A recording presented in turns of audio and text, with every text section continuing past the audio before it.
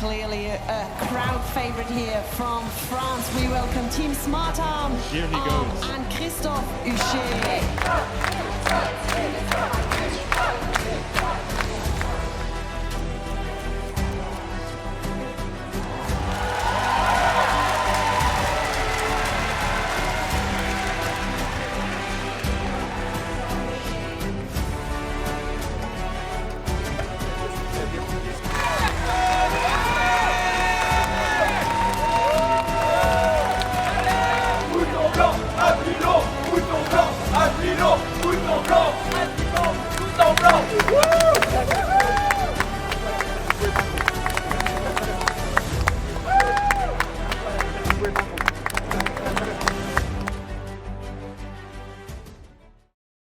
Alors bonjour, je suis Nathanaël Jarassé, je suis chargé de recherche CNRS à l'Institut des systèmes intelligents et de robotique de Sorbonne Université et je suis le fondateur et le manager de l'équipe Smart Arm.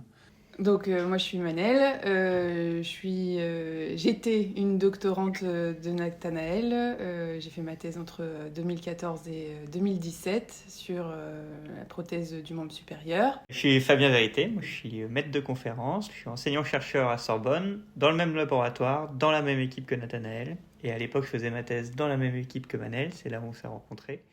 Donc ma recherche elle porte sur l'appareillage prothétique, exosquelettique, wearable, et notamment sur l'amélioration des approches de contrôle de ces dispositifs.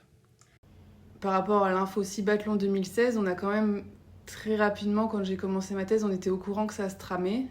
Je pense que j'en ai entendu parler par des collègues de l'ETH Zurich, dont on est très proche, et donc j'ai dû voir passer des annonces de l'ETH Zurich qui étaient très futuristes, très le championnat du monde des cyborgs, etc. Je me souviens quand Nathanaël l'a présenté en réunion d'équipe, je me suis dit « Waouh, mais c'est quoi ce nom? C'est quoi ces logos? Il y a une compète, il y a le mot cyborg dedans. » On sentait que ça allait être un événement important dans le monde du handicap. Donc dans un premier temps, quand on a appris l'existence de cette compétition, on était plutôt sceptiques. Il n'était évidemment pas question qu'on participe. Rapidement, on s'est dit il faut au moins qu'on aille voir. 3, 2, 1. Et là, on a été extrêmement agréablement surpris parce qu'on a vu l'opposé de ce qu'on imaginait. C'est-à-dire qu'on a vu plutôt une mise en avant de l'importance de l'humain. Ça mettait en avant la pénibilité, l'aspect physique, mental que l'athlète humain devait mettre en œuvre. Mais en tout cas, on voyait dans un cadre réaliste, représentatif d'une situation écologique de la vie quotidienne, des athlètes vraiment performer physiquement malgré l'avancement technologique des dispositifs d'assistance qu'ils avaient. Et donc ça mettait vraiment en avant l'importance de l'humain, ça mettait en avant le fait que ces technologies, elles ne sont pas magiques. Et donc c'est un peu là où l'idée de nous aussi essayer d'y participer, de confronter nos technologies à des situations écologiques réelles, de se confronter aux autres équipes. Le sentiment après le Cibathlon, c'est on n'a pas participé mais on aurait pu. C'est une question d'années. Mais en tout cas, on n'est pas ridicule, nos idées ont complètement leur place. Et puis de participer à véhiculer ce message-là, en fait, cette vitrine de la technologie, c'est bien, mais c'est pas suffisant. C'est vraiment le couplage entre technologie et utilisateur, l'apprentissage, la maîtrise, l'intégration du système qui est la clé. Donc oui, on n'avait pas encore de pilote avec qui on développe la prothèse, parce qu'on n'avait pas encore vraiment de système définitif, on va dire, en tant qu'entité. On était encore à ce moment-là, on était très centré sur chaque articulation et la prothèse en elle-même n'était pas encore assemblée. Mais pour la prochaine édition, il faut qu'on soit prêt. On avait l'idée, mais disons qu'on n'avait pas tout de suite les moyens. Donc c'est quelque chose qu'on a mûri pendant un certain temps. Et je pense qu'on a réussi à synthétiser notre candidature vers la fin de l'année 2018, début 2019. Les étapes, en fait, suite à notre retour du Cibathlon, ça a été première chose, trouver un pilote.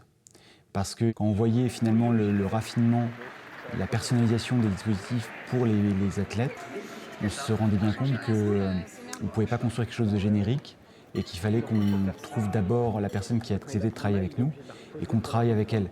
Le but n'était pas de trouver juste un porteur de technologie, mais de trouver vraiment un co-développeur de technologie, un expert usager avec qui on puisse monter ça. Et c'est ça qui a été le plus dur. Et en fait, c'est par chance qu'on a rencontré notre pilote actuel, Christophe. Alors, je m'appelle Christophe Huchet, j'ai 56 ans, je suis coach professionnel et je suis pilote de prothèse. Christophe était agénésique et donc il est né sans avant-bras. Donc il avait une relation à la prothèse particulière parce qu'il se sent complet sans. Et donc à l'époque on l'a rencontré, il ne portait plus de prothèse. J'ai appris à vivre sans prothèse. La prothèse, quand je portais une prothèse sociale avec mon agénésie, dès l'âge de 6 mois, j'ai commencé à porter mes premières prothèses. Elles ne servaient qu'à masquer finalement la réalité, à savoir mon handicap, mais elles n'avaient aucune fonction pratique. Elles ne me servaient à rien d'autre qu'à offrir l'image d'une certaine normalité. C'est vrai qu'à l'âge adulte, dès que j'ai pu, j'ai enlevé cette prothèse et j'ai été beaucoup plus agile sans. Et toutes les solutions, c'est pas grâce à la prothèse à l'époque que je les avais trouvées, mais c'est sans la prothèse. Nathanaël et moi sommes rentrés en contact et nous nous sommes rencontrés en juin 2019. On lui a présenté un peu notre travail, nos attentes, nos besoins, etc. Et assez rapidement, ça a matché. Et j'ai su intuitivement qu'il allait se passer quelque chose d'important. Je m'appelle Charlotte Marchand et j'ai été ingénieure d'études à l'ISIR dans l'équipe prothèse à partir de octobre 2019 jusqu'en mai 2022. Clairement, je n'aurais jamais pu porter le projet à bien sans l'aide de Charlotte et qui en fait est arrivée et 2 mois après on devait avoir un proto fonctionnel pour le Cibathlon. Donc elle a dû démarrer en septembre ou octobre et on devait avoir un proto pour décembre ou 2019 ou janvier 2020. Ça a commencé, il y avait le projet Cibathlon, il y avait une ligne dans l'offre d'emploi participation à l'équipe Cibathlon et je pense que je voyais ça comme une petite partie et que j'imaginais pas l'ampleur du truc derrière, mais l'ampleur que ça allait prendre. Du coup, je suis arrivée, Nathanaël, il connaissait Christophe, il l'avait rencontré, il avait déjà le projet de Cibathlon, donc il s'était inscrit, il avait inscrit l'équipe Smart Arm avant que j'arrive, il avait trouvé Christophe comme pilote et il n'y avait pas de prothèse. Voilà. Il y avait une structure métallique, une articulation de coude, mais en fait, il avait vu Christophe, je crois, une fois, et où il lui avait parlé, et Christophe avait dit oui, et il n'y avait pas d'emboîture, il fallait refaire la prothèse parce qu'on avait un prototype, mais qui ne pouvait pas s'adapter à Christophe.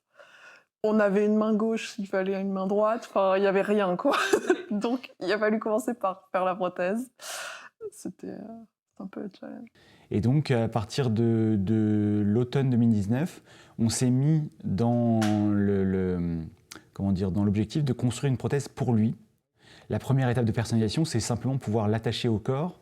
Et pour l'attacher sans douleur, en ayant une bonne connexion physique au corps, ça passe par quelque chose qui est de l'ordre du développement sur mesure. C'est un moulage. Il a fallu donc déjà faire une emboîture qui soit adaptée. Donc, j'avais juste moi une exigence, c'est que l'emboîture soit orange. Et il se trouve qu'à Nancy, la spécialiste de l'IRR qui a fait le moulage déteste le orange. Elle me proposait du camouflage, elle me proposait plein de choses, mais voilà. Et puis ensuite, il y a eu un certain nombre de séances pour en fait arriver à identifier au mieux les sites de mesure de l'activité myoélectrique. Et maintenant, le fameux turquoise, est-ce que tu arrives à gérer le turquoise? Attends. Relâche. Est-ce que tu arrives à refaire juste le nouveau doré, le triceps nouveau? Ah, triceps nouveau. Ouais, parfait, c'est magnifique. Et donc pendant 3-4 mois, on a fait différentes itérations où il venait toutes les semaines ou 2 semaines. Ça brûlait, ça n'allait pas, ça se montait pas, ça le faisait mal, etc. Jusqu'à arriver à un prototype en début d'année 2020 qui soit acceptable. En fait, le premier entraînement, c'était pas un entraînement, mais c'était que on était à J-1 avant la deadline pour envoyer au Cibathlon des vidéos montrant notre système utilisé par le pilote. Et donc, on a fait un peu un all-in, on a monté tout ce qu'on pouvait monter. La prothèse, comme 2 mois avant, elle n'existait pas. C'était une des premières... Le jour où on a fait les photos, c'est une des premières fois où il y avait toute la prothèse, la main droite, tout ce qu'il fallait qu'on a fait essayer à Christophe. Et on l'a branché. Et il n'y avait pas assez de puissance pour faire fonctionner le coude avec les batteries. Et après, on s'est dit, c'est pas grave, on se branche sur le secteur, parce on pouvait faire les deux. Et je pense qu'on était tous ébahis que ça fonctionne. Je pense que quelques minutes après, ça a brûlé. Parce qu'on avait mal dimensionné la motorisation du coude. On avait pris un moteur trop performant. Ça m'a marqué parce que j'étais à la fois impuissant et pour autant, je sentais l'investissement et que, voilà, de l'implication de tout le monde. Ça fonctionnait quand même. On a fait toutes les photos et les vidéos coude bloqué. Donc Christophe était comme ça. Ça rend hyper bien sur les photos et les vidéos, mais moi, j'étais vraiment pas bien. J'étais assise par terre avec mon ordinateur et Nathanaël me dit « Tu peux allumer la prothèse ?» et tout, à distance. C'était un peu quand on a grillé une carte alors que la prothèse était sur le bras de Christophe, j'étais pas très bien. C'était un peu compliqué. Ouais. Et donc, je pense que voilà, le premier entraînement, c'était pas vraiment un entraînement, c'était une mise en scène pour faire des photos pour le Cibathlon. Et ça a duré 10 minutes, le temps qu'on fasse ces enregistrements. Et d'avoir Christophe qui était là très régulièrement au laboratoire, c'était une chance inouïe. Donc on en a bien profité, on lui demandait de venir souvent pour venir tester ce qu'on mettait en place à ce moment-là. On a eu des super discussions aussi sur comment il testait la prothèse, comment il sentait le contrôle, etc. Alors, comment on contrôle le prototype de prothèse du laboratoire? Il y a 2 modes de contrôle principalement. Un mode qui se rapproche de ce qui est disponible dans les prothèses commercialisées, qu'on appelle le mode myoélectrique, c'est-à-dire à partir des contractions musculaires. Donc, comment ça marche? C'est un espèce de langage Morse où, en fonction de la contraction de différents muscles et de l'intensité de cette contraction, on va contrôler différentes articulations de la prothèse. L'avantage avec cette prothèse, c'est qu'on a plus de signaux, donc on avait 6 signaux que Christophe était capable de générer avec ses muscles. Donc là, c'était pareil, c'était un peu avec des seuils de quand il contractait tel muscle, on définissait une action de tourner le poignet, déplier le coude. Ce qui était un peu difficile, c'était que les muscles étant très proches, même s'il arrivait à les contrôler indépendamment, les signaux sont un peu mêlés, donc il y a un peu de travail de savoir bien identifier quel muscle était contracté. Un élément fort qui a motivé notre recherche, c'est que les contractions musculaires, on peut arriver à les contrôler, mais c'est très compliqué. Résultat, baser tout sur quelque chose qu'on a du mal à percevoir rend l'apprentissage extrêmement compliqué. Or, les mouvements, on sait très bien les faire, on sait très bien les percevoir par la vue, par la proprioception, et on sait acquérir des nouvelles expertises sensorimotrices de façon très poussée. Et donc, notre approche, elle consiste plutôt à utiliser ces capacités de mouvement résiduelles pour contrôler la prothèse. Et ça, c'est assez nouveau. Et donc, on voulait en fait aussi confronter nos approches basées mouvement aux approches traditionnelles myoélectriques qui, à l'époque, représentaient 90% des équipes qui participaient au Cibathlon, pour montrer l'intérêt qu'il y avait à complémenter le myo d'approche basée mouvement. Donc l'autre mode de contrôle, c'est ce qu'on a appelé le Compensations Cancellation Control, qui est plus basé sur les mouvements de la personne. Et donc l'approche en particulier qui est implémentée dans la prothèse de Christophe, elle utilise les mouvements de compensation. Donc c'est des mouvements quand la prothèse ne va pas bouger correctement, mais qu'on veut quand même faire la tâche. Et à partir de ces mouvements et du type de mouvement et de l'intensité du mouvement de compensation, on va faire bouger la prothèse pour permettre de faire la tâche tout en permettant au porteur de la prothèse de ne pas compenser parce que tout ça peut mener à des troubles musculo-squelettiques, des douleurs au dos, etc. Christophe, il venait tous les mercredis après-midi au début. Et donc, on s'entraînait à faire les épreuves parce que c'est des épreuves de la vie de tous les jours. Mais Christophe, il portait pas, je pense qu'il porte toujours pas de prothèse au quotidien. Donc, il fallait qu'il apprenne à utiliser la prothèse et qu'il apprenne à faire les choses avec la prothèse et pas avec son bras gauche comme il le fait tous les jours. On a eu un peu peur parce qu'en fait, il fallait qu'on apprenne à une personne amputée à utiliser une prothèse myoélectrique. Avec une prothèse, les techniques du corps sont différentes. C'est-à-dire que ce n'est pas tant de contrôler la prothèse, c'est qu'avec une prothèse, on est obligé de faire des tâches différemment. Et c'est un savoir. Attraper une carte bancaire, attraper une clé avec une prothèse, celui qui ne porte pas de prothèse, il ne sait pas comment faire. Et si vous essayez de faire de la même façon avec une prothèse que vous faites avec votre main, ça ne marchera pas. Et donc, on a dû co-apprendre ensemble comment on attrapait une carte sur une table en la faisant glisser.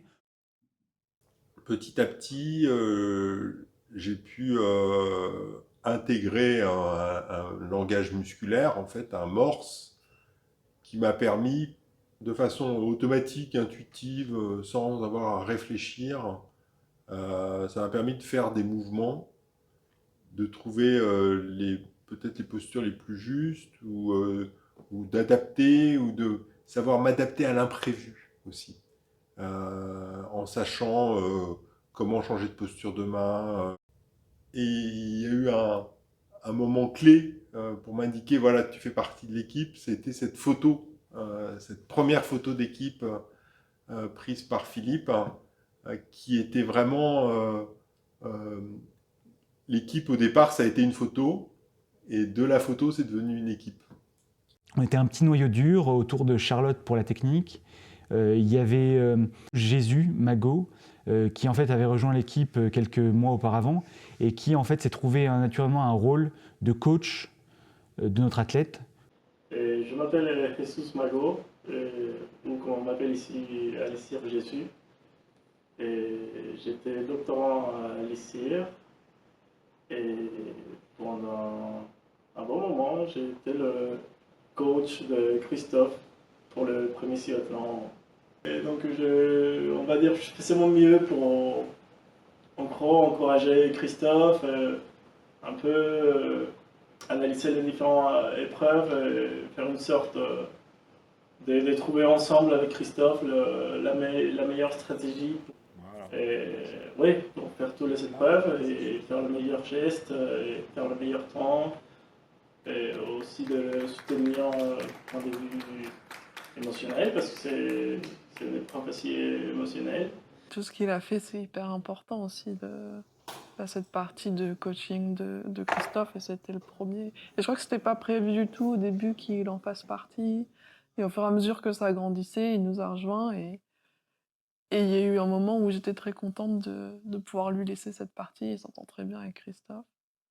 Et moi, je gérais tout le technique et toutes les visios et les trucs pénibles pendant qu'il donnait des bonnes idées à Christophe, parce que moi, je les voyais plus, les bonnes idées. Mais on a fait une très belle relation. On dirait que c'était un match. Je pense à ce moment-là qu'on s'est rendu compte que la prothèse, on avait fait tout ce qu'on pouvait faire, tout ce qu'on pouvait pour améliorer ses performances technologiques, et que là où il y avait vraiment à gagner, c'était sur de la stratégie. Et on prend le temps à chaque fois, et l'idée c'est de trouver les stratégies la plus rapide. On essayait toujours de trouver les meilleurs temps, mais pas que ça, et on essayait de faire en sorte de rendre ce temps stable.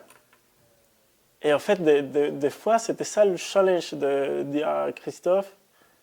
Et Christophe, il nous convient de rester dans cette stratégie et les stabiliser.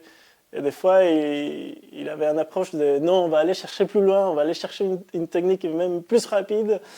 Mais non, Christophe, la compétition, c'est dans 2 semaines, il faut qu'on stabilise ça. Non, mais allez, on a le temps. Donc, ça faisait partie du défi aussi, de aussi gérer les attentes de tout le monde, quoi. On a commencé à s'entraîner pour le cibathlon avant le premier confinement. C'était en mars 2020, le confinement, et ça devait être en mai 2020, le cibathlon à Zurich. Donc on avait prévu d'y aller. Et en fait, en mars, on a tout arrêté, on est rentré chez nous. Plusieurs mois, jusqu'en juin, juillet. Et après, ils ont pris la décision, le cibathlon, de le faire à distance. C'était encore trop compliqué de le faire sur place avec tout le monde, quoi. Donc on fait à distance. Donc ça demandait pas mal d'organisation en plus pour nous. On a pu, entre les confinements, commencer à mettre en place des entraînements où on avait reproduit quelques épreuves avec du mobilier Ikea. Et donc on s'entraînait, on réglait les approches de contrôle. Donc on voulait s'entraîner, on préparait les entraînements, etc. Mais il se trouve que donc c'est très standardisé la façon dont le cibathlon se fait, dont l'épreuve de prothèse de bras se fait. Et donc il y a certains objets très typiques avec une dimension spéciale, etc. On a galéré à trouver les pots de confiture parce qu'il y avait vraiment des dimensions très, très spécifiques qu'on ne trouvait pas en France.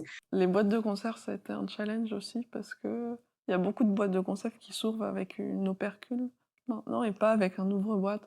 Donc trouver les boîtes de conserve, mais vides, parce que sinon, en fait, la référence qu'ils donnaient, il fallait les acheter par 1500 et en Suisse, et c'était pas possible. Donc on avait trouvé quelques trucs. Et du coup, on a tous, je me souviens, j'ai dû aller à Monoprix acheter plein de canettes d'haricots. Et je me suis retrouvé avec plein de canettes d'haricots chez moi pour la compétition. Et une fois hiver, il fallait en faire quelque chose avec les haricots. Donc oui, c'était l'époque où on a bien mangé des haricots. C'était amusant parce que les gens ne savaient pas trop ce qu'on faisait et nous voyaient passer avec des objets improbables pour un labo de robotique. Et ce qui était compliqué aussi, c'est que je crois que c'était en novembre 2020 au final, et qu'en fait, 2 semaines avant, le campus a refermé pour confinement, pour la 2e fois. Et donc là, Nathanaël et Guillaume ont négocié pour qu'on puisse, pour avoir des autorisations pour venir s'entraîner. Donc on est venu s'entraîner le 11 novembre, alors qu'il n'y avait personne, on était tout seuls sur le campus. J'ai le souvenir d'un moment suspendu. Beaucoup de personnes avec le confinement ont un souvenir d'un moment hors norme, naturellement, mais pas forcément toujours agréable. Là, en fait, pour moi, la faculté est complètement déserte et nous seuls à nous entraîner dans cet univers et dans cette immense salle qu'est la salle Esclangon. C'est un moment merveilleux, un excellent souvenir. Là, notre prothèse, elle a été mise vraiment à rude épreuve et dans les semaines auparavant, on l'a utilisée de façon hyper intense. On s'entraînait tous les jours, la semaine avant et quasiment tous les 2 jours les semaines qui précédaient. Et donc, évidemment, ça a mis à mal le matériel. Donc, on a eu plein de fois des cartes électroniques qui ont cramé. Et notamment, le drame qu'on a eu, c'est que la prothèse de main de notre sponsor à l'époque, qui était Ossure Touch Bionics, a cessé de fonctionner 4-5 jours avant la compétition. Et donc il a fallu gérer l'échange par DHL en urgence avec une main de prêt. Et évidemment, cette main de prêt, elle n'était pas exactement comme la main sur laquelle avec laquelle il s'était entraîné pendant des mois. Et donc il y a des choses qui n'allaient pas, il y a des stratégies qu'il a fallu changer. Parce que le pouce fermait pas pareil, parce que le poignet était légèrement plus long, etc. Je peux pas toucher la tête, hein? Non.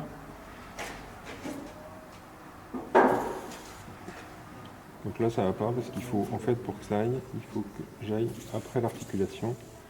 Voilà, et là, ça tient. Cool.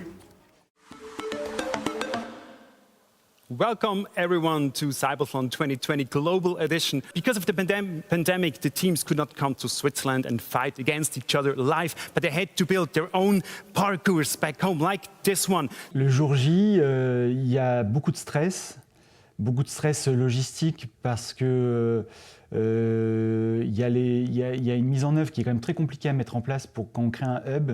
En fait, on est connecté en live avec l'ETH en Suisse. Il y a la partie transmission vidéo, il y a la partie arbitrage, il y a la partie en fait affichage des temps, il y a le pilote. Bonne chance. Merci. Il y a aussi les médias qu'on a un peu dans les pattes. Donc c'était un immense chaos organisationnel. Moi j'étais double rôle de hub manager, de team manager, plus en même temps un peu de, comme Jésus, pas au point de Jésus, mais de coach stratégique. Et donc, je ne sais plus trop ce qui s'est passé. Le Cibathlon 2020, notamment, c'était le premier. Un bon stress, mais un grand stress. Une grande pression. Voilà, une grande pression. mais pas une mauvaise pression. Ouais. Une bonne pression. Voilà, c'était une pression, mais qui porte. C'est l'effet que ça me fait. On a eu beaucoup de frustration parce que pendant 3 répétitions, on a eu des problèmes qu'on n'a jamais eu à l'entraînement. On a eu un problème d'une bougie dont la mèche était défectueuse et qui nous a fait en fait rater nos performances au premier passage. C'est-à-dire que la mèche s'est auto-enflammée sans tenir la flamme. Là, la bougie, elle n'a jamais été allumée. Est-ce que c'est une bougie neuve à chaque fois? Et après, il a fallu arriver à la rallumer. Et en fait, c'était sûrement un défaut d'une bougie Ikea qu'on avait achetée. Et puis pendant les 2 autres passages, on s'était tellement stressé par cette histoire de bougie que finalement, on s'est raté sur les épreuves qu'on maîtrisait le plus. Ah ouais, en fait, le meilleur passage qu'a fait Christophe, à son grand désespoir, c'est le 3e, je crois, passage. Et c'est le passage où il a loupé les gobelets sur une erreur bête. Enfin, c'était pas de sa faute, mais ça a glissé. Et du coup, il a pas eu les points de cette épreuve. Et il était un peu dégoûté parce que, effectivement, c'était beaucoup entraîné sur les gobelets, quoi. Et les 2 fois d'avant, il les avait fait parfaitement, mais il y avait eu d'autres problèmes à d'autres endroits. Donc il y avait un peu de frustration à la fin de Christophe qu'il a fallu gérer, mais il y avait beaucoup de fierté qu'on soit arrivé à là. Chose qui me déçoit, c'est que j'ai pas été suffisamment, pour moi, concentré pour gérer correctement. Je me sentais assez nerveux. Déjà, quand il s'agissait de prendre la tasse en porcelaine, j'ai senti qu'il fallait que je fasse très attention pour ne pas la renverser. Donc, du coup, je ne peux m'en prendre, entre guillemets, voilà, je vais pas me flageller, mais je ne peux m'en prendre qu'à moi. Et c'est vrai que l'équipe, selon moi, mériterait d'avoir encore plus de points. Voilà. Donc, en cela, je ne peux être que déçu et on pourra toujours me réconforter. Je porte cette déception et elle m'appartient. Nous, on est arrivé jusque-là, on a eu le double confinement, on a eu les problèmes d'accès aux locaux, on a eu les problèmes matériels, on a eu tout ça. Le handicap le plus important peut-être de la compétition, c'est juste fou qu'on soit arrivé là. Enfin, en tout cas, nous, c'est pas une erreur de toi, c'est déjà incroyable qu'on soit là. Franchement, je comprends la frustration. Oui, c'est la tâche qu'on a sur laquelle on s'est le plus entraîné parce qu'on avait acheté les gobelets il y a hyper longtemps. C'est la seule chose qu'on avait pendant quasiment 3 semaines. Donc c'est désespérant, c'est comme ça, mais c'est une super performance. On en garde quand même un très bon souvenir, même si ça n'a pas été notre meilleure performance, mais disons qu'on a extrêmement appris d'avoir réussi à aller au bout. On était quand même très contents, et c'est ça qui l'a emporté. Et je pense que là, l'esprit d'équipe, notre approche de travailler l'humain, l'entraînement autant que la technique est née. Après le Cibathlon 2020, il y a eu une période où en fait on n'était plus que 2, voire 3 voire 2 avec Christophe à l'équipe. Et puis en fait au gré des recrutements dans le laboratoire, de gens de nouvelles motivations qui ont rejoint l'équipe, on a regrandi. Mais ça c'est une difficulté effectivement, c'est la difficulté de capitaliser les connaissances et l'expertise au travers en fait des évolutions de l'équipe. Et du va-et-vient des personnes qui y sont rattachées. Donc Christophe est toujours là, il capitalise le savoir-faire notamment de pratique. Moi, je capitalise au mieux le savoir-faire technique. Et donc là, on a une équipe qui est complètement différente en dehors de Christophe et de moi de celle qui a été historiquement mise en place en 2019, mais qui est tout autant efficace, si ce n'est plus, parce qu'on s'enrichit. On capitalise en fait aussi nos expertises techniques. Et disons que les problématiques de prothèses qui brûlent, c'est du passé. On a d'autres problèmes maintenant. Toi, t'es arrivé, il y avait Clémence qui nous aidait beaucoup aussi.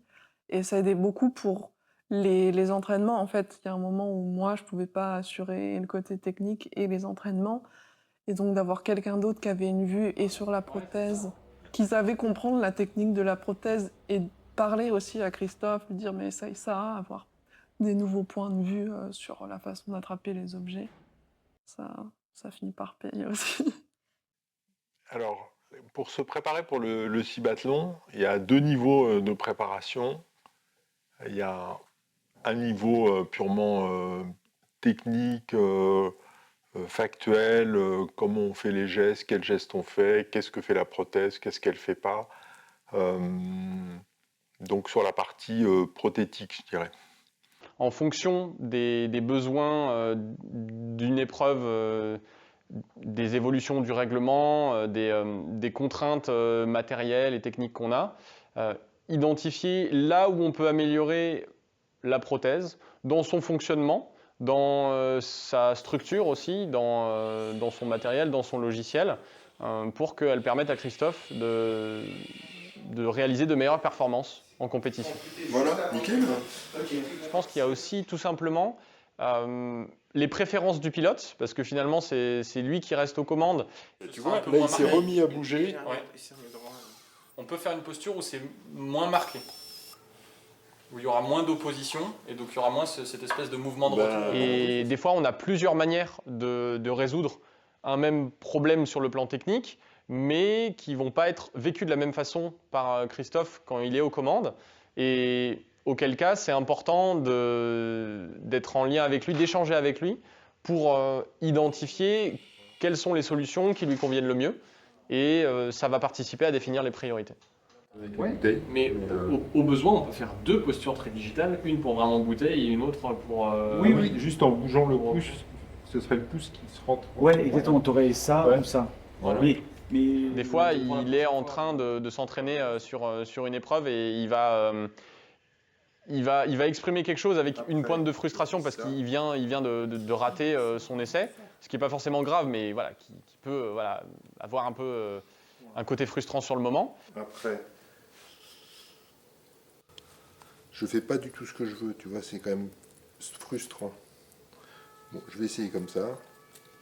Et selon la manière qu'il a de dire j'ai pas pu faire quelque chose, je ne sais pas sur le moment s'il dit j'ai pas pu parce que la prothèse ne lui a pas permis de le faire, ou s'il dit j'ai pas pu parce qu'il était trop fatigué, il n'a pas eu le bon réflexe. Voilà, je ne sais pas en gros si c'est un problème qui relève de son pilotage ou si c'est un problème qui relève de la réponse de la prothèse par rapport à ses commandes. Double triceps, j'ai une fonction normalement avec le double triceps. Ah oui, tu as alternance entre... Bah non. Ah oui, là oui. Des fois oui, des fois non, c'est encore un peu... Et j'attends pas de lui qu'il ait la science infuse et qu'il connaisse aussi bien que Nathanaël ou moi ce qui se passe à l'intérieur de la prothèse, évidemment. Mais des fois j'ai l'impression qu'il y a un peu un déphasage entre lui et moi. Et c'est pas forcément facile de se recaler là-dessus.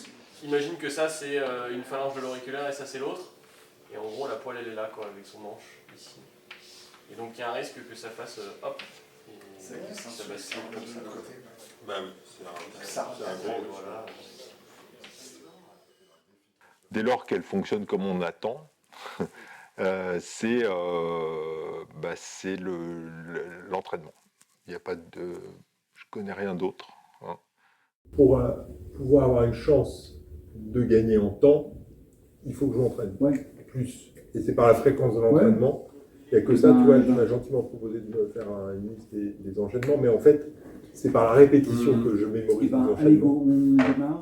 L'entraînement, la répétitivité des gestes, les rendre répétitifs pour pouvoir penser à autre chose, ou faire autre chose, ou s'imaginer autre chose, un peu comme un comédien qui peut connaître ses tirades tout en écoutant de la musique. Et là, le suite qui est ouvert, je l'enfile.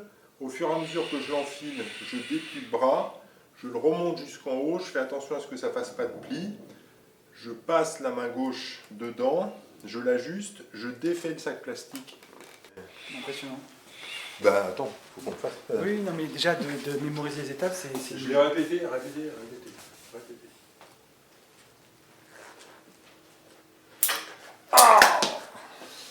Moi, je suis pas encore assez à te regarder. Non, mais parce qu'en fait, j'aurais dû te dire que il fallait réorienter le poignet. T'es arrivé avec trop d'angulation. Ah d'accord. Et puis il y a un deuxième niveau de préparation qui est le niveau de la cohésion de l'équipe.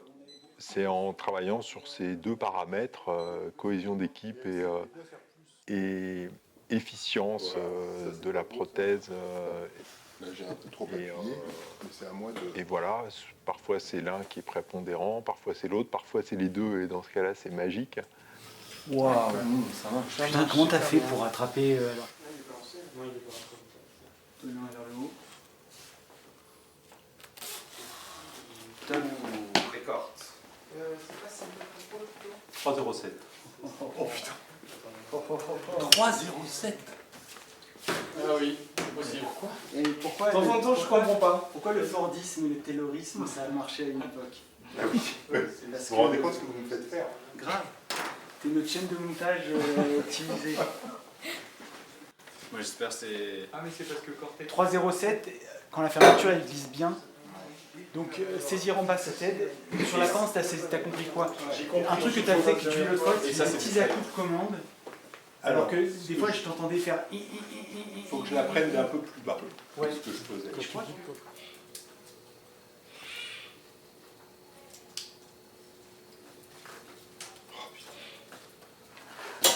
Violette. Je récupère 2 secondes et on va... Ouais, tu veux boire un coup? Je t'apporte ta quoi. Bien, et on se barre en 5,28. 5,28. Allez, vas-y, ça c'est fait. Bon. C'est... Fou. Putain, je vais crever autant que toi. Alors je Donc, fais rien. la première fois qu'on est allé à Zurich, c'était en février, pour les Cibathlon Challenge de 2024. En fait, les Cibathlon Challenge, c'est une sorte de petite édition où il y a les mêmes catégories, mais des épreuves plus courtes. On s'est dit, on tourne, c'est bon, et on s'apprête à se barrer. 5,32, ça voilà, c'est une bonne fin de répétition. Merci. Okay.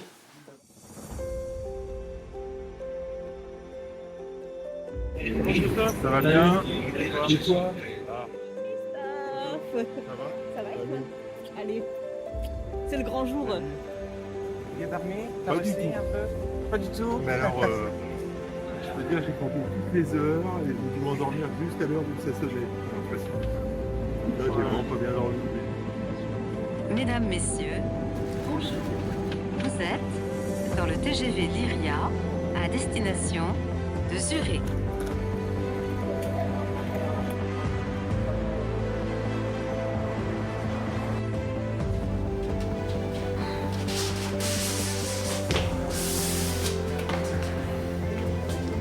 Alors, tu me dis l'écran fixe, le deuxième, le direct. C'était ça.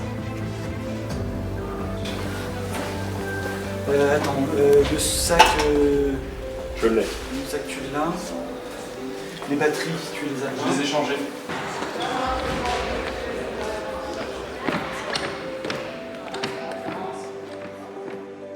Ouais. Mais là, c'est de la pure... le pouce me cache ce que je fais. J'ai l'impression que j'ai le petit doigt qui me gêne. Le petit doigt? Non, c'est plutôt le majeur. Ouais, c'est plutôt le majeur. Transfert sur les pieds. C'est plutôt le majeur.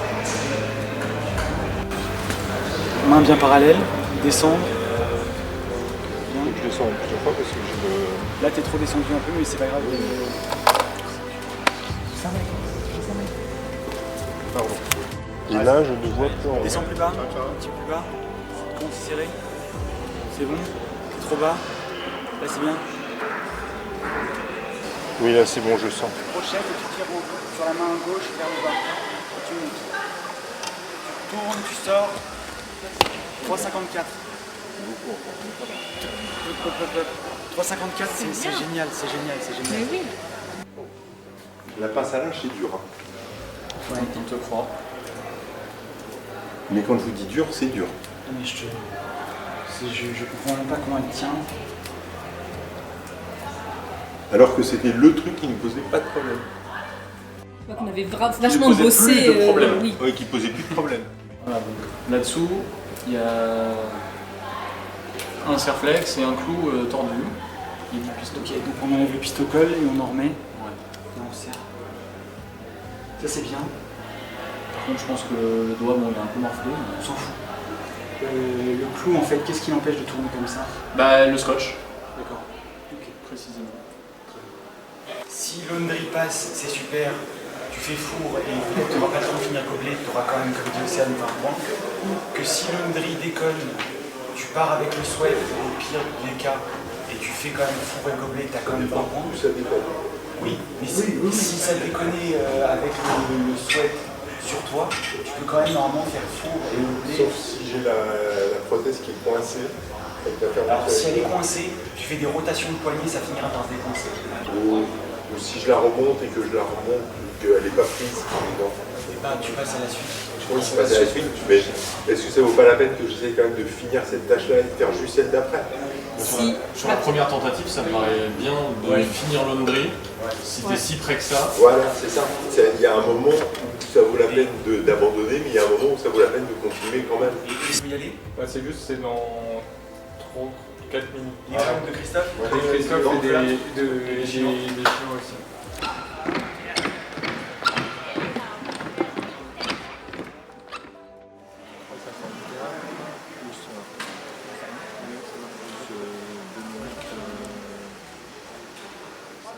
Today's Cybathlon Challenge is the last competition on the road to Cybathlon 2024. The first Cybathlon Challenge discipline today, the arm prosthesis race.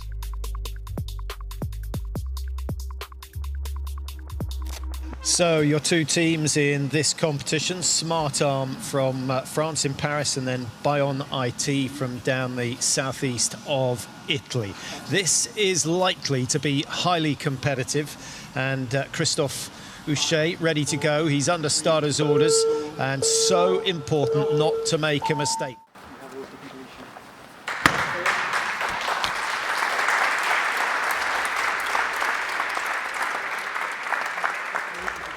Personnellement, j'ai pas eu beaucoup d'échecs aujourd'hui, j'ai plutôt vu, il y a des points améliorés, mais comme dans chaque compétition.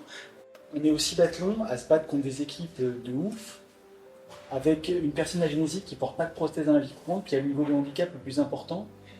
Et notre méthode à la dure, elle est quand même assez efficace, parce que je connais des gens qui ont des prothèses depuis 5 ans, qui sont pas capables de faire ce que tu fais, de s'adapter, et pourtant ils la portent tous les jours. Après, rien ne m'empêcherait de porter une prothèse tous les jours. Ça m'est même venu à l'esprit pour si ça pouvait me rendre plus agile, tu vois. Pas pour la porter tous les jours, mais pour les bâtons.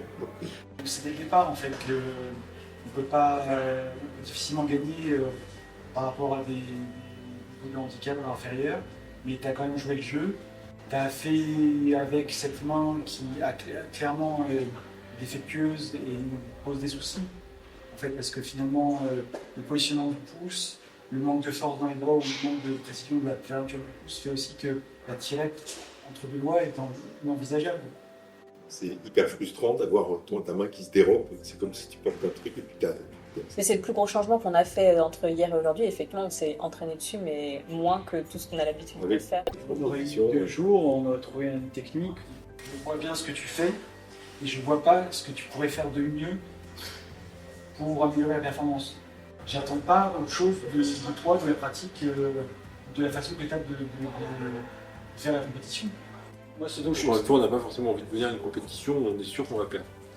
Je trouve qu'on peut être fier de jouer le jeu, mais vraiment à fond, dans le sens où on le creuse leur règlement, on le creuse leur matériel, on pose plein de questions, on se tord les méninges, alors des fois jusqu'à se bourrer, mais on a envie de vivre ça comme un sport. Quand on pense, on a démarré à 7 minutes et qu'on a fini à 5,32 et qu'on a gagné en fait tout le long des secondes. Et en fait, on s'est vraiment entraîné, on n'a pas genre juste arrêté de débarquer le jour J pour découvrir nonchalamment les épreuves sur place. C'était ça où on est bon, en fait. Et c'est ça, c'est les méthodes, certes un peu militaires quand je te hurle dessus pour peut-être appuyer grâce à la main. Mais je pense qu'on a un truc qu'il va falloir qu'on valorise sur peut-être la méthode, le process, plutôt que sur le résultat à la fin. Parce que... Donc ça peut aller ensemble. Moi je suis trop contente de ce qu'on a fait, enfin je te l'ai dit tout à l'heure, mais tout ce que tu as intégrer comme changement sur les 2 derniers jours, c'est colossal. Et enfin, moi, j'aurais pas été capable d'intégrer aussi rapidement tous les changements qu'on a proposés. En plus, oui, on a plein d'idées, mais ça fuse un peu de partout et réussir à dire ok, ça je veux bien essayer, ça me paraît compliqué, ça je sais que je vais le rater, etc. C'est quand même assez impressionnant.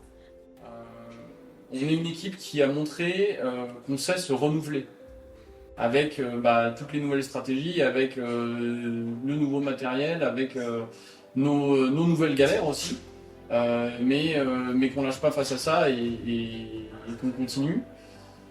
Enfin, c'est incroyable à quel point maintenant tu apprends vite en fait avec la prothèse. Tu commences à avoir des capacités de rattrapage que tu n'as jamais eu auparavant. Oui, ça c'est l'intérêt de beaucoup s'entraîner. En fait là, en live, 2 fois de suite, tu as réussi à corriger, à rattraper, à refaire, en restant dans le temps, en te déconcentrant pas. Et ça, je pense que ça témoigne d'une intégration, d'une appropriation du matériel énorme. Vu des retours que je viens d'avoir là, s'il y a 4 ans, il n'y avait pas la capacité de s'adapter à une situation qui change au dernier moment, là aujourd'hui c'est un bond en avant. Et ça reste une super chouette expérience. J'ai hâte de voir en octobre ce qu'on va pouvoir faire et puis on va s'entraîner d'ici là. Donc merci beaucoup pour votre patience, votre équanimité, voilà, votre capacité d'adaptation, d'être là, alors que vous avez la tête certainement prise sur d'autres sujets, sur d'autres projets aussi, et de considérer celui-ci aussi comme essentiel. Voilà, et merci de me permettre d'être un acteur par rapport à tout ce que vous faites, un rouage de vos progrès. Ça montre bien que Smartarm, c'est pas qu'une aventure technique, c'est aussi une aventure humaine. Une super aventure humaine derrière tout ça qui fait que tout ça met le charbon en wagon. Ça permet d'avancer. Je suis très fier d'être avec vous. Merci.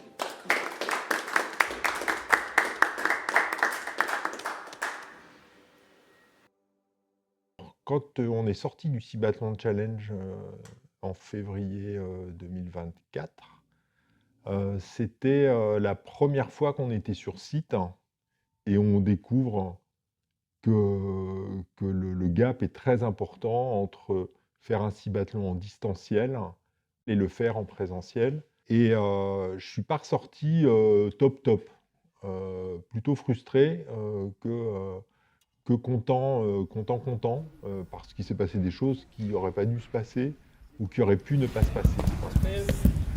Après le cibathlon de Zurich, en fait, Christophe a exprimé ses besoins pour avoir une personne qui le coach. Être coach de Christophe, c'est être à son écoute, mais aussi, lui aussi est à mon écoute et il doit me faire une confiance, il me fait une confiance absolue. Même si le tracé a été répété, le copilote, il est vraiment là pour sécuriser. C'est un garde-fou. Voilà, c'est exactement ça. Ensuite, tu retires ton clip et tu vas au four. Tu ouvres avec la main vide. Il y a Oriane, donc, qui est ergothérapeute, qui s'est jointe à nous également, avec comme mission celle de travailler sur la posture, permettre au corps de faire le moins de compensation possible pour être dans un geste écologique. Par exemple, quand Christophe venait le vendredi pour faire des entraînements, c'est observer les gestes qu'il faisait, essayer de comprendre comment il pouvait adapter son geste en fonction des possibilités motrices qu'il avait. Par exemple, au-delà du fait qu'il était amputé, il pouvait avoir des problématiques au niveau des genoux à certains moments, des problématiques de dos, de rachis. C'était prendre en compte ces problématiques-là et essayer d'adapter le geste pour éviter de déclencher d'autres douleurs et faire en sorte de prendre en compte toutes ces problématiques pour réaliser un geste à peu près sain. Je tiens à dire également qu'un geste peut être humain, mais surhumain. Moi, ça me gêne beaucoup moins d'avoir un poignet qui tourne à 360 degrés plusieurs fois que de devoir me plier, me tordre en deux pour réussir à faire une tâche. C'est une prothèse qui a beaucoup de fonctions, mais qui du coup rend aussi complexe son utilisation. Mais il y a les facteurs extrinsèques sur lesquels on n'a aucun contrôle. Par exemple, quand on s'entraîne et qu'il fait froid, quand on s'entraîne et qu'il fait chaud, on n'a pas du tout les mêmes réactions de la prothèse parce que la peau ne réagit pas pareil. Si ça fait de la sueur, les électrodes ne vont pas capter la même chose. Et sur ça, on n'a aucun contrôle. Et je pense qu'il faut prendre aussi en compte que c'est pas grave. Alors là, il se passe quelque chose qui s'est déjà passé, je ne sais pas quoi faire. Enfin, dans la vie, faire face à des inconnus, ça nous arrive tous les jours. 3, 2, 1, c'est parti. Les gobelets, 1 minute 02 en record. 4 minutes, 5 minutes. 5 minutes.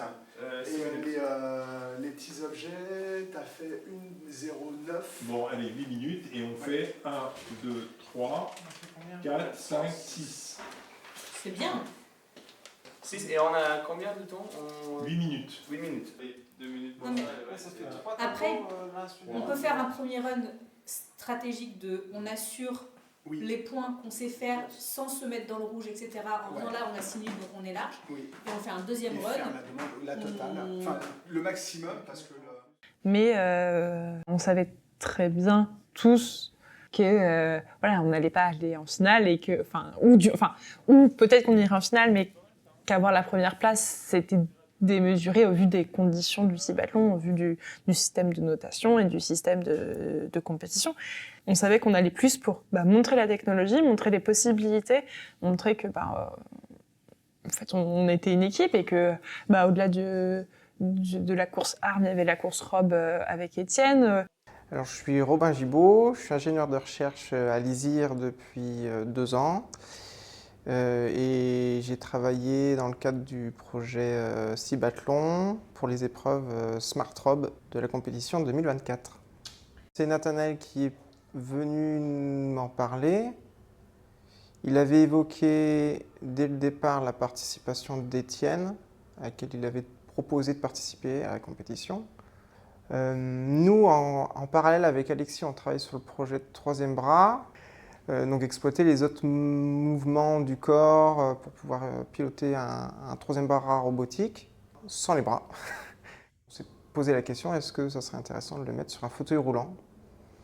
Et dans le cas du cibathlon, ça rentrait bien. Je m'appelle Étienne Moulet, je suis moi-même jeune chercheur postdoctoral à l'INRIA. Plus personnellement, je suis en situation de handicap. Je suis tétraplégique suite à un accident de baignade quand j'avais 14 ans. J'en ai aujourd'hui 33. J'ai été contacté par Nathanaël pour devenir le pilote de la nouvelle équipe. Au moment où Nathanaël m'a proposé de faire partie de cette aventure, il restait pas beaucoup de temps finalement avant l'épreuve, avant la compétition. Donc beaucoup de briques technologiques étaient déjà en place et la place que j'ai prise au final était un petit peu hybride en tant que pilote qu'utilisateur terminal d'un côté, mais aussi un peu par des formations professionnelles. J'ai pas pu m'empêcher de donner mon avis de chercheur, ingénieur qui connaît un petit peu les aspects techniques. Donc ça a été du coup doublement enrichissant pour moi de pouvoir échanger, à la fois donner mon feedback d'utilisateur et également pouvoir plonger un petit peu dans les détails techniques avec toute l'équipe et essayer humblement de contribuer à l'avancement du projet. Les premiers entraînements avec Étienne, je ne sais pas si on peut appeler ça des entraînements, c'est plutôt du rétro-engineering de sa part. Et de nature, Étienne, c'est tout à fait normal, Étienne est ancien doctorant du laboratoire, il a fait sa thèse ici et il a l'esprit ingénieur, et c'est normal. Donc il a besoin, en tant que pilote, de savoir techniquement comment ça se déroule. Ce qui a mené au début à plus de séances de comment fonctionne le robot, comment on l'a programmé, que apprendre à l'utiliser. j'interagis avec une tablette, avec différents joysticks virtuels, différents boutons poussoirs. Au final, ça ressemble un peu à un cockpit d'avion, parce qu'il y a beaucoup de choses à commander, qu'on ne soupçonne pas forcément, mais en tout cas, on essaie de laisser le pilote le plus possible aux manettes du robot. Ce type de bras robotique est à destination des personnes qui ont une perte de mobilité dans les membres supérieurs. Il s'avère que parmi toutes les personnes qui peuvent avoir l'utilité de ce type de bras robotique, je suis parmi les personnes les, entre guillemets, moins handicapées. C'est-à-dire que j'ai une bonne mobilité de mes bras, j'ai très peu, enfin j'ai pas, à vrai dire, de mobilité des doigts. Donc toutes les tâches de préhension, de manipulation d'objets lourds ou volumineux me sont soit compliquées, soit impossibles. Mais le fait est que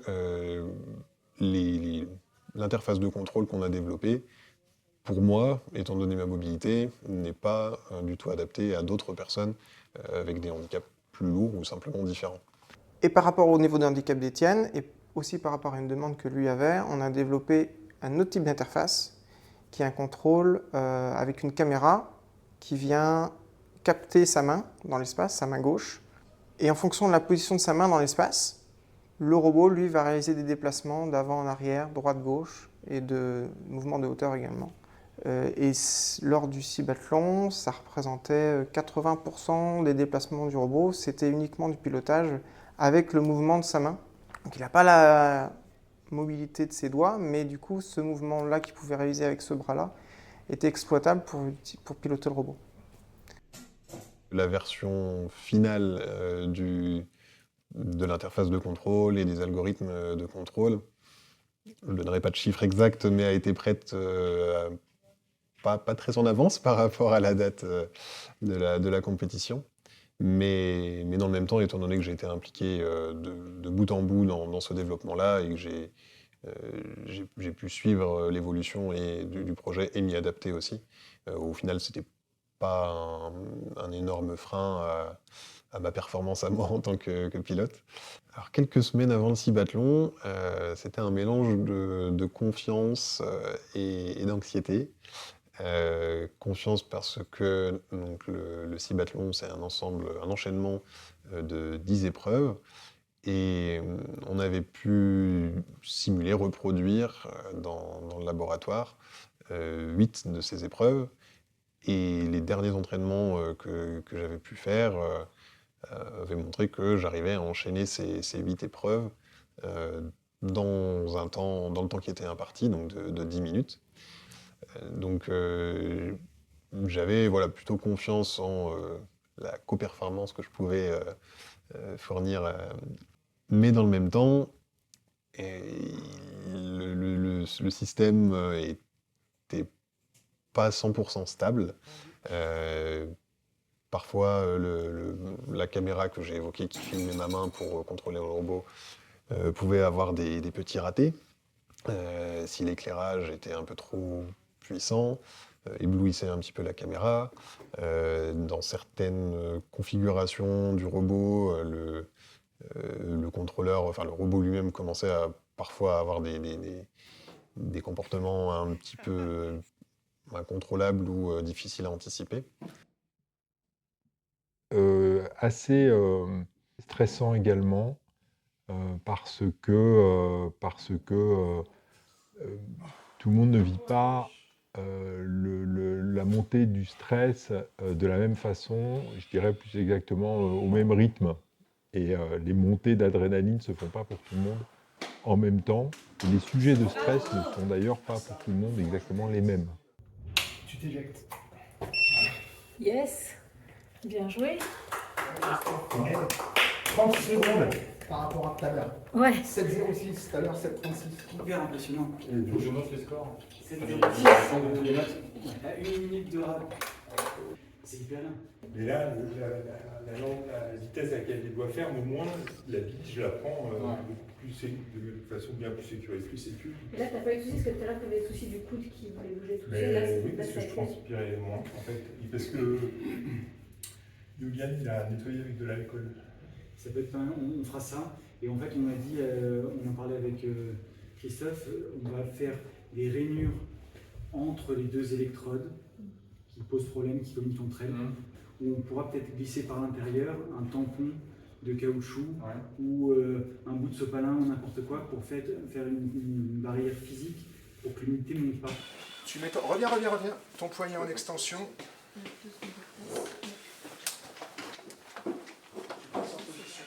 J'étais dans un stress mais monumental, j'avais du mal à dormir la nuit, j'étais vraiment dans un état assez complexe pour une raison simple, c'est en tant que copilote, je n'avais pas le droit à l'erreur. Et c'est une responsabilité qui était énorme et je refusais de décevoir. Et donc je voulais donner le meilleur pour pouvoir aller jusqu'au bout. Et donc oui, il y avait quand même une pression une envie de parfait. Et je me mettais la pression énormément tout seul. Mais c'était, encore une fois, c'était pas négatif. C'était peut-être comme certaines personnes qui vont monter sur les planches et qui vont avoir le trac avant de monter sur scène. Moi, j'avais un trac monstrueux. Donc, Ok. Bon. Eh bien, on va essayer. On va réussir. On va essayer de réussir.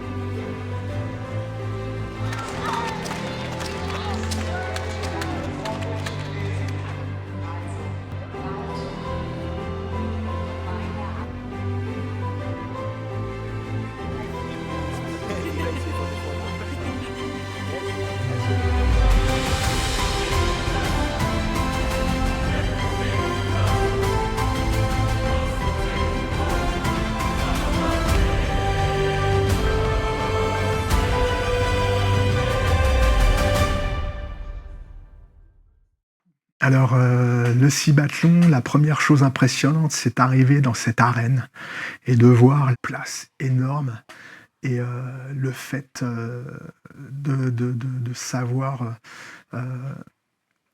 qu'on allait y participer, moi, ça m'a impressionné. Enfin, dès qu'on est arrivé, ça a été un instant qui a été clairement magique. On y était. On y est. On est donc les yeux brillaient du début. On brillait du début jusqu'à la fin. Mais il y avait déjà une pression avant de partir. Arrivé sur place, il y a peut-être encore eu un cran qui a monté. Et une fois qu'on est dedans, on est dedans. On se pose plus de questions, c'est bon, on est parti. On est parti. Tout de suite, ça met dans le bain, dans l'ambiance. On a pu commencer à voir toutes les équipes du cibathlon s'affairer pour tout préparer. Il y a pu y avoir différentes sessions d'entraînement, puis de simulation de la course, qui là encore font monter d'un cran supplémentaire dans le côté réaliste, ou en tout cas permettre de bien se rendre compte de ce à quoi ressemblera la compétition en elle-même.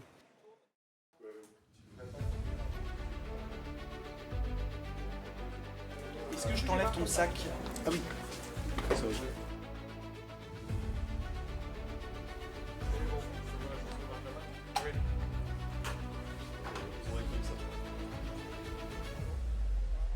Pause. T'es pas obligé de faire comme ça. Tu peux très bien aller au fond, sans même avoir fermé la main, je pense que ça suffit. Ce que tu fais, c'est qu'après tu... Là, je tape. Ouais, parfait. En bas. Ouais, ça me rassure. Ok, c'est bien. Hein. Tu veux essayer sur l'autre table, enfin avec les autres gobelets? On va pas se rajouter du stress. Ah.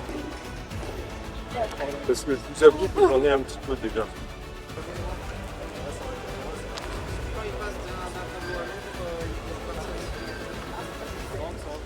Le premier entraînement d'Étienne sur place, un peu de surprise. J'avais pu m'entraîner que sur 8 des 10 épreuves. Donc lors de la première session de découverte et d'entraînement sur le setup qui allait servir pour la compétition, ça a été l'occasion pour moi de découvrir pour la première fois les 2 épreuves qui me manquaient, entre guillemets. Donc il y avait une épreuve de pur pilotage du fauteuil, donc sans aucune manipulation du robot, et la toute dernière épreuve qui consistait à ouvrir une porte, à la franchir puis à la refermer derrière soi. Pour être tout à fait franc, je ne pensais pas avoir besoin de la réaliser. Probablement un peu par naïveté ou aussi juste par méconnaissance de l'état d'avancement des autres équipes. Ça me paraissait une épreuve tellement compliquée à réaliser que je pensais que personne n'allait y arriver. Et à l'issue des qualifications, l'une des équipes concurrentes avait pu réaliser les 10 épreuves. Et donc il a fallu se mettre au boulot et faire turbiner un peu la cervelle et le robot également. Donc à 8,26 pour 9 épreuves. Donc là, il m'aurait resté 30 secondes pour fermer la porte. T'aurais eu 30 secondes pour fermer la porte. Ok, je vais chercher du double face. C'est cool. Et sinon c'était top. Hein. C'est très cool. Tu vois, là on est en quali. Ouais. Tranquille. Mais je me demande, à vrai dire, pour la poignée... Alors, est-ce que on peut se retourner voir la poignée? L'autre imprévu qu'il y a eu au moment de l'entraînement, c'est que Étienne a un bouton sur sa droite qui lui permet, via un coup de coude, d'actionner l'ouverture et la fermeture de la pince. Ce bouton communiquait avec tout l'ensemble du contrôleur du robot par Wi-Fi. Et arrivé sur place, le bouton répond plus de réponse. On a su aussi une condition dégradée, parce qu'il me manque l'autre bouton que normalement fonctionne du coude. On essaie de débugger la chose.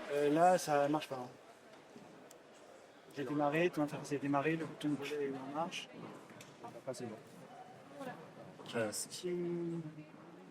Et en fait, il y avait tellement d'interférences de réseau utilisées naturellement pour la retransmission du cibathlon que ça venait perturber tout ce qui était sans fil au sein de l'arène. Du coup, notre bouton qui fonctionnait sans fil ne répondait plus. Donc, en effet, petite montée d'adrénaline au moment de constater ce petit défaut, ou en tout cas il fallait modifier le mode de communication de ce bouton avec le reste du système. Heureusement, on a de la chance d'avoir des personnes qui touchent bien leur domaine dans l'équipe. Et ni une ni deux, Nathanaël et Alexis ont trouvé une parade pour bricoler un câble pour alimenter et communiquer entre la carte du bouton et l'ordinateur pour pouvoir rendre le bouton utilisable. Et tout ça s'est réglé littéralement 20 minutes avant le début de la première épreuve. Il faut bien serrer ça. Ouais, ça se visse. Ouais. Il faut juste un truc, c'est qu'il faut alimenter et par USB et par le truc, parce que je ferai le câblage ce soir. Ouais, c'est pas un souci ça. Ça va marcher. Alors par contre, faut pas que tu le maintiennes enfoncé, tu fais un petit coup comme tu fais d'hab. On a 10 minutes. Non mais on va se démerder comme ça. De toute façon, faut qu'on change la batterie. Attends, juste on va tester. Vas-y, attends, je le débranche, enfin j'appuie là-dessus. J'y vais. Vas-y, appuie. Fuck. Attends. Ah, vas-y, appuie. Allez, on trouve. Vas-y, on va changer la batterie, on va te Vas-y, débranche-moi le liaisé parce que je vais faire de la merde là. Ouais. Bien joué, de belle performance, Alexis. Je coupe le fil. Paf, c'est bon, le bouton réparé. Ni vu ni connu. Ça fonctionnait. Étienne, 20 minutes après, était sur le terrain en train de passer pour la première qualification et c'était dans la boîte. Bravo les gars. Monsieur Alexis, comment vous vous sentez après ce développement Ouais, j'ai eu un petit coup de rush. Hein. Même avant de partir sur la première qualification, on savait d'ores et déjà que voilà, on pouvait déjà être très content de ce qu'on avait fait, ce qu'on a pu proposer. Et maintenant, si on va pas plus loin, tant pis, on repart pas le cœur lourd. Si on fait plus, tant mieux. Tant mieux, tant mieux. Pendant les runs de qualification, j'étais vraiment dans une bulle. Les encouragements, les hurlements même, devrais-je dire, venant des collègues et des copains dans les tribunes. Au final, j'en avais vraiment pas conscience. Allez,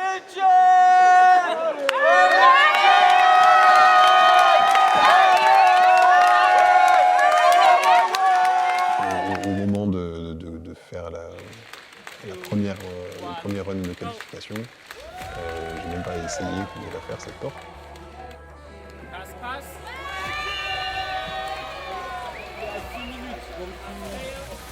Au deuxième run de qualification, c'était un peu mon némésis au final.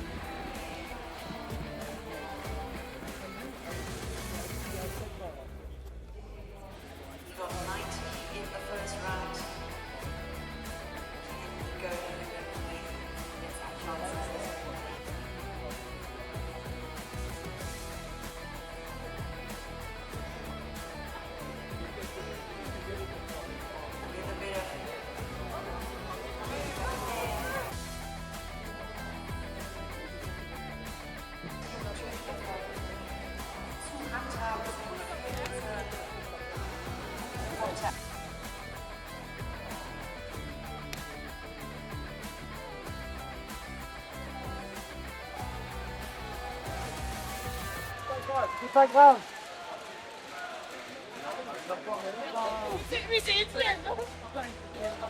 Next,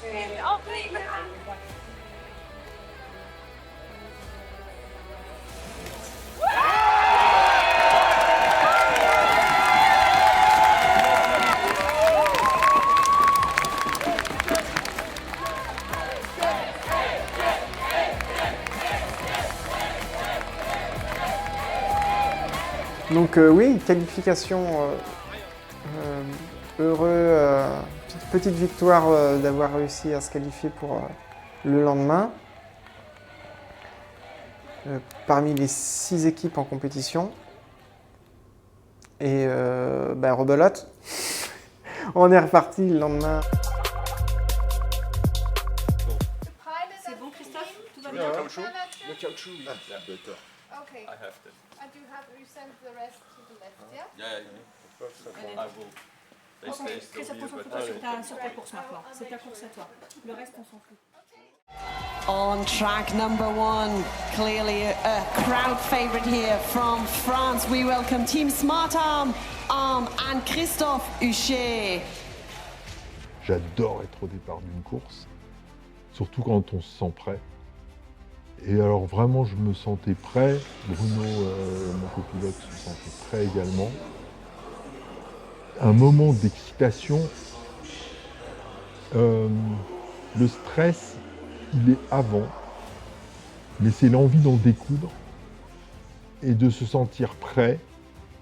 C'est un moment merveilleux où c'est trop tard pour le stress, où c'est du bon stress. Voilà. Le plus compliqué, en fait, ça a été le deuxième run. On est arrivé sur la ligne de départ, on s'est regardé avec Christophe et on s'est dit, on va tout déchirer. Et on est parti avec une confiance mais absolue. Et les yeux qui brillaient, on se voyait déjà au bout de la ligne. On se disait, ça va bien se passer. La première épreuve des bouteilles se passe, impeccable. Et je donne mes instructions. Et on arrive sur l'épreuve de la poêle. Et là, c'est le drame.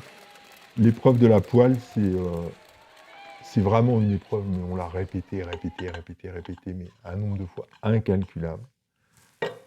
On a déjà eu la main qui est restée, j'ai retrouvé une photo, elle était là par terre.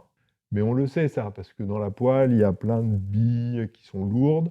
Et donc, pour la porter, il faut que j'étende complètement l'avant-bras. Et si je ne détends pas complètement l'avant-bras, eh bien, la poêle exerce une pression trop importante sur le poignet et le poignet dévisse. Donc tout ça, je le sais. Mais dans l'enchaînement des gestes, il s'est passé quelque chose avant qui m'en a fait oublier de complètement étendre l'avant-bras. Et mon copilote était lui-même tellement dans la surprise qu'il en a aussi oublié de me suggérer d'étendre l'avant-bras pour prendre la poêle. Il n'arrivait pas à attraper la poêle, on sentait qu'au moment où il levait la main, le poignet tournait. Et à un moment, Christophe, il s'est dit « j'y vais ». Donc il a levé la poêle et malheureusement, le poignet a tourné et la poêle, catastrophe, se retrouve par terre avec la main accrochée dessus. Je me suis décomposé, j'étais dans un état où je ne savais plus où j'étais, je ne savais plus qui j'étais, j'étais complètement perdu.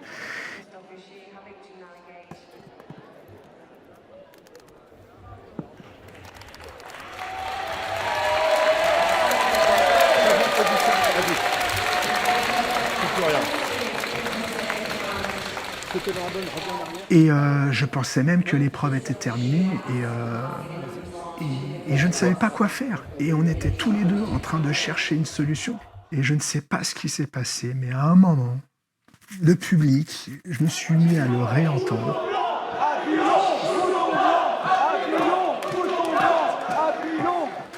Il m'a fallu quelques secondes pour comprendre que c'était The Team Smart Arm qui était dans les gradins et qui hurlait la solution « Appuie long bouton blanc ». Il se met à appuyer sur le bouton, la main repart. Miracle, la prothèse s'est reparamétrée. J'ai attendu tranquillement 30-40 secondes quand même, alors que tout est chronométré. Et on est parti, et là on a été portés, on avait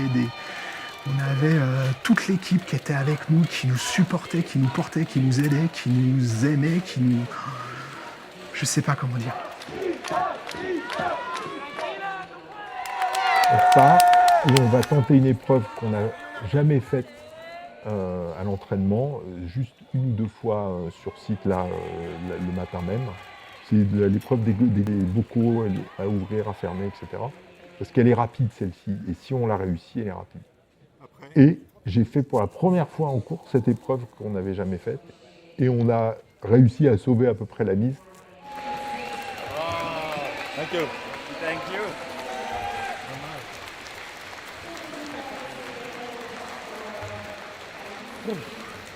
Et quand on est arrivé, moi je me suis effondré. Enfin, j'étais tellement déçu de moi par rapport à ce qui s'était passé avant. C'était trop bien. C'était trop bien. Ce qu'on a montré est top. Oui. C'est ce que je veux dire, c'est ce que ça se déco. Ouais. Putain, on y retourne. En fait, nous on avait fait gueuler avant les lions. Oui, mais ça c'était trop bien. C'était génial. Bravo Christophe. Oui, non, mais après, je ne sais même pas comment ça a encore fonctionné. Shout out à Sébastien parce que le redémarrage automatique, la recesse de la main, tu la mets, tu la remets, et ça démarre tout seul. Pendant la compétition, tu as redémarré la prothèse et tu as été faire les bocaux et tu te le faire. Oui, mais heureusement, parce que sinon je serais en larmes. Quelle idée d'enlever la main. Putain, on est mort. Moi, j'ai plus 40 ans. Mais il fallait pas. J'ai 50 ans. Non, parce que quand tu enlèves la main, tu perds la connexion Bluetooth. Donc tu gardes le milieu, mais toute la connexion pour changer de posture, ça marche plus. Bah, donc même les boutons, on marche pas. Oui. Mais en fait, on se rend compte que on avait touché le public. Ça m'a un peu remonté le moral par rapport à la façon dont ça s'est passé. Mais c'était pas évident de... C'était pas évident Enfin, j'avais l'impression que j'étais... ouais. Enfin, c'était pas évident d'avoir eu ce moment de... Ce problème mécanique qui aurait pu être évité.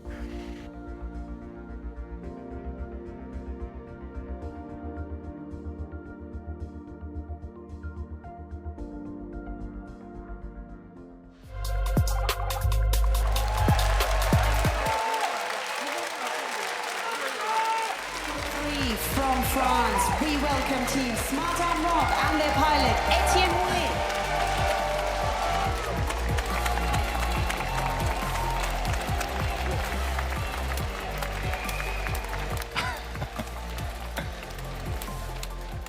Avant le départ de la course, j'étais plutôt serein, bizarrement. En tout cas, j'étais plus dans l'inconnu. J'avais beaucoup plus conscience de l'environnement et de ce qui se passait dans les tribunes et qui était vraiment incroyable. D'une certaine manière, on avait déjà gagné. Et du coup, c'était que du bonus d'essayer d'aller décrocher une médaille pour cette course. Et au moment de franchir la ligne d'arrivée, c'est encore de l'expectative, puisque je savais que j'avais du coup obtenu 90 points sur 100, dans un temps proche du temps maximum de 10 minutes, mais en tout cas que j'avais réussi à 9 épreuves sur 10. Et du coup, tout était suspendu au résultat du dernier concurrent. À la fin de la run de la finale, on ne savait pas quel était le résultat. On avait des affichages sur le site et sur les panneaux de diffusion qui n'étaient pas cohérents les uns avec les autres, donc on ne savait pas trop par rapport à l'équipe qui était à côté, l'équipe Edan, qui ont fait une très très belle performance, si on avait déjà autant de points et surtout en combien de temps. Donc au final, on avait le même score, mais ce concurrent-là, cette équipe-là, dans un temps inférieur. Donc mais ça, on s'en est rendu compte, on a eu la confirmation quelques minutes après. Il y a eu encore une période de flottement où on nous a demandé d'évacuer la piste, d'aller dans les coulisses. Donc toute l'équipe est arrivée. On avait une petite équipe d'une quinzaine, je ne sais plus combien. Enfin bref, on était nombreux à ce moment-là à attendre le verdict, le résultat. On a appris qu'on était deuxième. Et c'était une très belle victoire d'équipe, très belle performance. Enfin, même si ma place au final était la médaille d'argent, c'était un moment de joie, de satisfaction, d'accomplissement avec toute l'équipe, toutes les équipes d'ailleurs de Cibathlon, puisque Christophe de l'équipe Arm était également présent.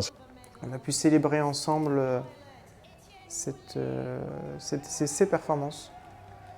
Et c'était vraiment un moment de convivialité très, très fort au sein de l'équipe. C'est qu'une seule équipe au sein de l'équipe. Et ouais, c'était un moment très fort. Voilà, des moments d'immense soulagement, de sentiment du devoir accompli, quoi qu'il en soit, et surtout d'avoir vécu une sacrée expérience avec une belle brochette de belles personnes. Bout en blanc, un pilon, bout en blanc. Un pilon, bout en blanc. Et ça s'est accompagné derrière aussi par le repas de fin de Cibathlon qu'on a fait dans les vestiaires en fin de journée, avec des pizzas, avec des amis et plein de bons souvenirs. Je ne sais pas s'il y a des mots pour présenter ce qu'on a vécu aujourd'hui. Et hier. Et hier. Et avant-hier. Et avant-hier. Et toute l'année le reste de l'année qui a précédé cet événement qu'on a mis du temps à préparer, tous ensemble. Il y a eu des moments pas faciles, il y a eu des moments plus réjouissants. Et bon, il déconne encore, le Kinova, mais on dit maintenant qu'il n'y a aucune sécurité dessus. Merci Étienne de nous avoir fait confiance sur des trucs, parce que quand on te disait bon bah là le robot il n'y a pas de sécurité, si tu rentres dedans t'es mort. Non, c'est pas ce J'y vais. Je tiens le bouton d'arrêt d'urgence, t'inquiète pas, c'est arrivé souvent. Merci à Robin. On te le répète souvent pour que tu crois, mais tu peux être fier de toi et nous on est fiers de toi. Je pense que sans toi ce projet n'aurait pas été jusque là. Et on est arrivé quand même ici, on a branché et tout a marché du premier coup. À un wifi près, tout a marché du premier coup. Et je pense pas qu'il y ait beaucoup d'équipes parmi toutes les compétitions où c'était le cas. Vraiment, tu as passé un temps fou, les gens se rendent pas tous compte, mais tu as fait un paquet d'heures et voilà. Tu devrais être fier de toi, et nous on est fiers de toi, on est fiers de nous tous. Et bravo à Nat, je pense que tu as une vision des choses, de mettre le pilote au centre, d'essayer de rendre la chose la plus confortable pour les gens, de la plus vers des cas d'application réels et mine de rien quand même, on est venu aussi pour ça et si on est tous là aujourd'hui aussi à être aussi énergique, c'est parce qu'on croit en ta vision. Bah, Nat, c'est quand même incroyable de porter ce projet depuis 2019. C'est quand même un sacré accomplissement. Bruno et Christophe, vous m'avez fait rêver aujourd'hui. Enfin, moi j'avais l'impression qu'on venait là pour montrer ce qu'on savait faire avec la prothèse et bah, on a 100% réussi. On a réussi de faire 2 fois, on a montré que tu maîtrises carrément la prothèse et qu'on t'a pas juste mis un outil technologique dans les mains en disant regarde, tu contractes les muscles et ça fait des trucs. C'est genre, tu la maîtrises, tu la redémarres, t'arrives à trouver des solutions pour faire une tâche qu'on n'avait jamais faite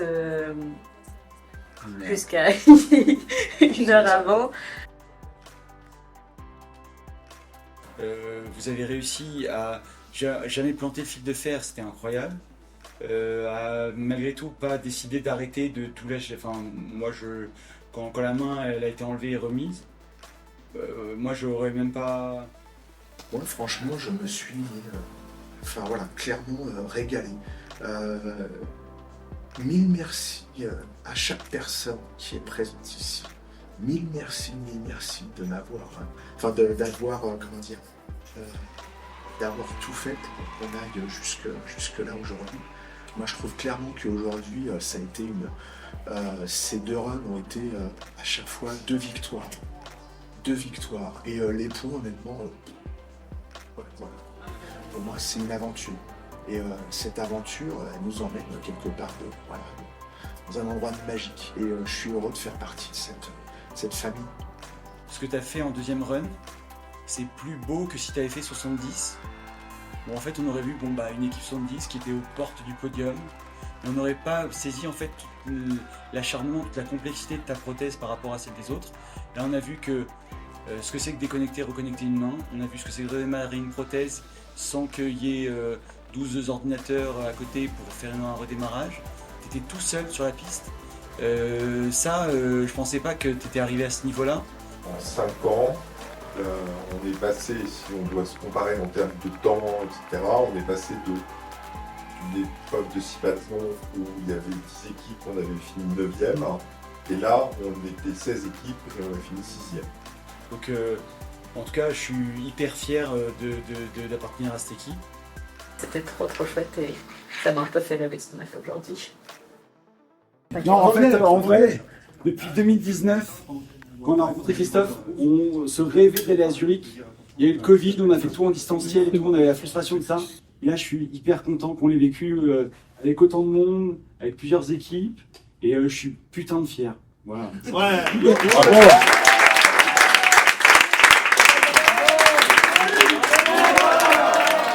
Bip bip. Hurrah!